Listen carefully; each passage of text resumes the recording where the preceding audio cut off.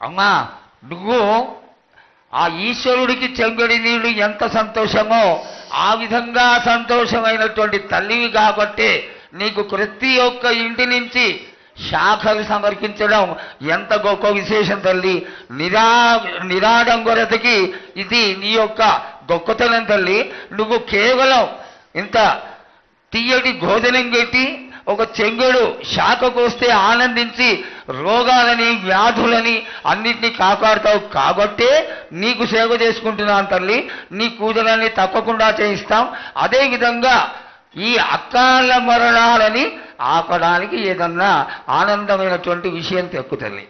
తప్పనిసరిగా చెప్తా. ఈ ఏడు నాకు నా రూపాన్ని నిలబెట్టేసరికి నాకు మాత్రం రక్తం చూపియండి. నాకు రక్తం చూపించకపోతే నేను మాత్రం ఊరుకోను బాలక్క.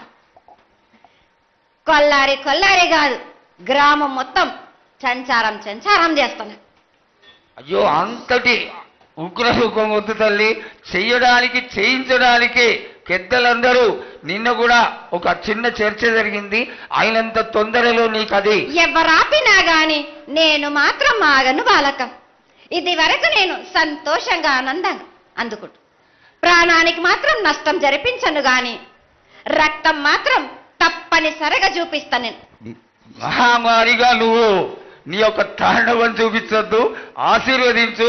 మళ్ళా వచ్చే సంవత్సరానికి అన్ని బాగా జరిగి నీ యొక్క ఆశీర్వాదంతో ఇంతకంటే ఇంతకి కొంత రెట్లు ఎక్కువగా నీకు జాతర చేసుకొని ఆనందపడతాను తల్లి. జగన్